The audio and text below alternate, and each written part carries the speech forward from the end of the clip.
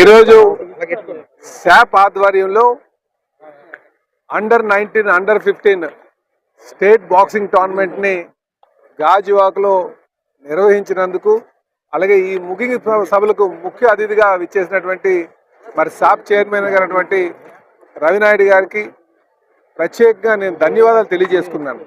ఎందుకంటే గాజువాక అంటేనే ఒక క్రీడా హబ్గా వారు గుర్తించి ఇక్కడ ఈ టోర్నమెంట్ కండక్ట్ చేయడానికి ముందుకు వచ్చినందుకు గాను వారికి ఈ సందర్భంగా నేను ధన్యవాదాలు తెలియజేస్తున్నాను. అలాగే డిస్ట్రిక్ట్ స్పోర్ట్స్ అథారిటీస్ అధికారులు కూడా నేను ధన్యవాదాలు తెలియజేస్తున్నాను.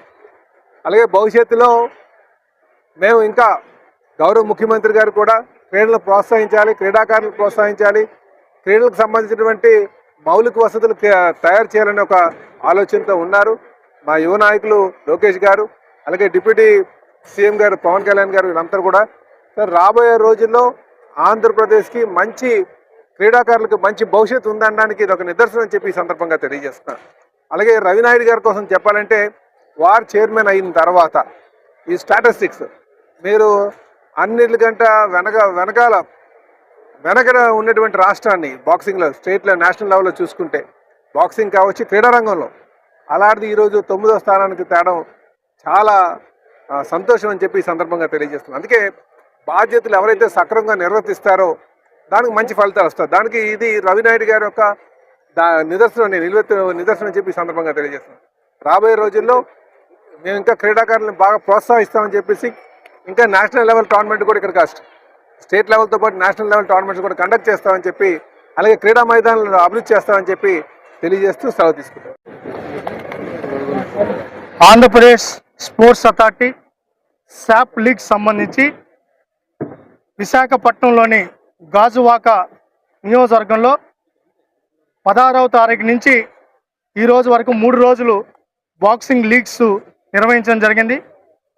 ఆయా జిల్లాల్లో క్రీడాకారులందరూ కూడా అక్కడ పోటీపడి గెలిచిన వాళ్ళందరూ కూడా ఇక్కడికి వచ్చి స్టేట్ లెవెల్ టోర్నమెంట్లో భాగస్వాములు అవ్వడం జరిగింది. 400 మంది బాక్సింగ్ క్రీడాకారులు దీంట్లో భాగస్వాములు అయ్యారు. ఎవరైతే విన్నర్స్ ఉన్నారో వాళ్ళందరికీ కూడా అభినందనలు కూడా తెలియజేయడం జరిగింది.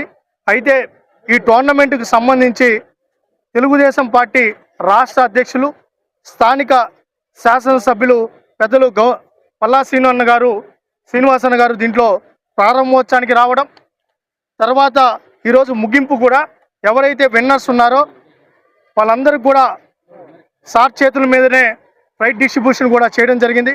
ఈరోజు గతంలో ఎప్పుడు ఇలాంటి టోర్నమెంట్లు జరిగిన దాఖలాలు లేవు. ఈరోజు టాలెంట్ను ప్రూవ్ చేసుకునే దానికి వాళ్ళకి ఏ వేదిక లేకుండా గత 5 సంవత్సరాలు నిర్వీర్యం అయిపోయింది. ఈరోజు అనేక వేదికలను ఏర్పాటు చేస్తున్నాం. ఒక పక్క శాప్ లీగ్స్ పెడుతున్నాం, సమ్మర్ క్యాంప్స్ పెడుతున్నాం, అదేవిధంగా అమరావతి ఛాంపియన్షిప్ పెడుతున్నాం, స్టేట్ లెవెల్ టోర్నమెంట్స్ పెడుతున్నాం. ఇవి కాకుండా డిస్ట్రిక్ట్ లెవెల్లో విరివిరిగా ఏదైతే దానికి సంబంధించి టోర్నమెంట్స్ కూడా ఆయా డిసిప్లిన్స్ సంబంధించి టోర్నమెంట్లు కూడా పెడుతున్నాం. టాలెంట్ను ఐడెంటిఫికేషన్ చేయడమే ఈరోజు స్పోర్ట్స్ అథారిటీ ప్రథమ కర్తవ్యంగా ఈరోజు చంద్రబాబు నాయుడు గారి ఆదేశాల అనుసారం ఈరోజు ఆంధ్రప్రదేశ్ని క్రీడాంధ్రప్రదేశ్గా మార్చాలి. మన పిల్లల్ని ప్రోత్సహించాలి, మన పిల్లల్ని గౌరవించాలి. వాళ్ళలో ఉన్న టాలెంట్ని ఐడెంటిఫై చేసి వాటితో పాటు వాళ్ళని కానీ చేపట్టుకొని నడిపించగలిగితే ఖచ్చితంగా మెడలిస్ట్ అవుతారు. ముఖ్యంగా విశాఖపట్నం ఈరోజు గాజువాక నియోజకవర్గంలో పల్లా శ్రీనివాసన్న గారు అనేక సందర్భాల్లో నేను శాప్ చైర్మన్ అయిన తర్వాత ఈరోజు ఈ నియోజకవర్గంలో ఏ స్పోర్ట్ని డెవలప్ చేయాలి. ఈరోజు నాట్ ఓన్లీ క్రికెట్, ఈరోజు బాక్సింగే కాదు, అనేక బ్యాడ్మింటన్ కానించి అనేక క్రీడలను ఇక్కడ ప్రోత్సహించాలి. ముఖ్యంగా గాజువాకని క్రీడా హబ్గా మార్చాలి, క్రీడా కేంద్రంగా మార్చాలని అనేక సందర్భాల్లో చర్చించడం జరిగింది. ఈరోజు గాజువాకలో ల్యాండ్ని ఐడెంటిఫై చేసి ఒక పక్క కేంద్ర ప్రభుత్వం ఖేలో ఇండియా నిధులు కూడా ఈ రాష్ట్రానికి ఈ ప్రాంతానికి రాబట్టుకోవాలని ఇప్పటికే డిపిఆర్లు కూడా సబ్మిట్ చేయడం జరిగింది. దాంతోపాటు ఈ స్టేడియం ఎప్పుడో అందుబాటులోకి రావాలి.